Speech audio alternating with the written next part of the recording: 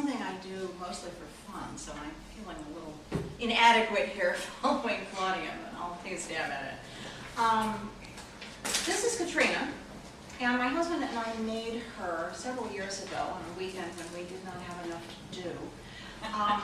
A great deal of the art of the Day of the Dead involves skeletons and skulls, most of it in fact.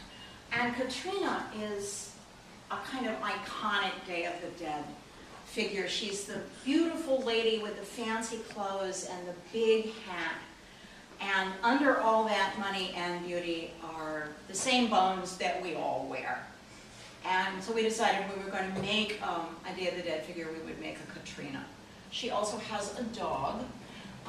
Theoretically, that's a pug, but when we put the curly tail on it, it really started looking like a monkey. So I'm not entirely sure what's on the end of that leash, but she knows. She's paper mache on a coat hanger armature, and she comes apart and gets packed up in a box every year.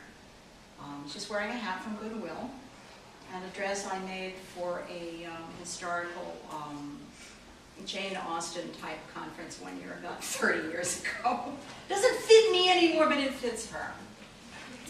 And that kind of segues in, I guess, to what I'm going to read, which is a scene that's boiled down from my young adult novel called What We Keep Is Not Always What Will Stay, which coincidentally has a scene that has something to do with the Day of the Dead in it. And it starts out with a little bit of an explanation about the Day of the Dead by the main character, Angie, who is 15 and is getting ready for Halloween. She lives in Southern California. So she says, this time of year around here, the people from Mexico go to the cemeteries right after Halloween and clean up the graves and put marigolds and candles on them and have a picnic and tell the ancestors the news. They call it El Dia de los Muertos, the Day of the Dead. The church calendar calls it All Souls Day. Grandpa Joe says it's because the Aztecs believed death and life were really part of the same thing. And this is the time of the year when the borders between the worlds are thin. On the Day of the Dead, they make altars and put all the stuff the dead relatives like to eat and drink on them. They make skeleton decorations and dress them up. And if you're a little kid, you get a sugar skull with your name on it, just like you would a chocolate Easter egg. I spent some time trying to think up a good costume for Halloween, and finally settled on La Llorona, who is a famous weeping woman in Mexican folklore. She wears a long back dress and mantilla, and either drowned her children in the river or her husband. And every night she goes back to the river and either looks for them or drowns them again. There are a lot of variants in folklore. When we knocked on Jesse's door, he grinned at me. Long black veil, he said, very cool, which added another variant to the possibilities. Lily had on reindeer antlers. This is Angie and Rudolph, guys, he said to the two little kids who were waiting for their plastic pumpkins. And this is my mom and dad. His parents shook hands with us very formally, and his mom smiled. It's nice of you to help Jessie take the little ones out. She tugged at Jessie's pant leg where it was bunched over the artificial leg. You won't walk too far? He'll be fine, his dad said. He's supposed to walk. She shot him a look. In your judgment, which I have learned not to trust as blindly as I used to. Come on, guys. Jessie shooed the little ones out the door. I hate it when they do that, he said. Lily gave him a sympathetic look. I told her what Mom had said about his dad signing for him to join the Army.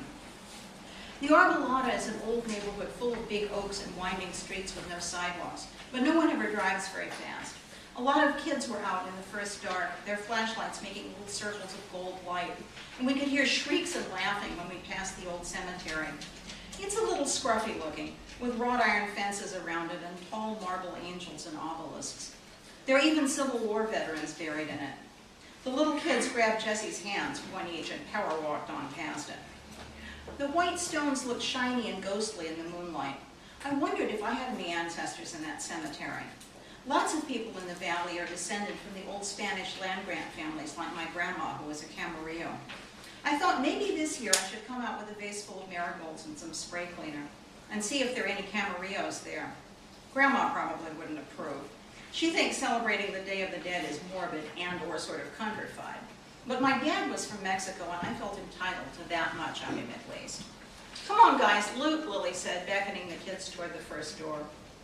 Mom's had a rough time, Jessie said when they went up the walk. I wish she wouldn't snipe at Dad, though. It was my idea. I guess she can't snipe at you, I said. I noticed he wasn't walking as fast as Lily and the kids, and I slowed down to match my pace to his. He noticed that right back and grimaced. Mom's right, the leg hurts me, but I hate it when she fusses. I thought it was hard to tell when being nice stopped and fussing started, and how much was it okay to talk about it? Will it get better? I mean, will you get to where it doesn't hurt? Supposedly, he said, I'm supposed to get another one that's even more high-tech. I already feel like a robot. High-tech? He stopped and pulled up his pants leg.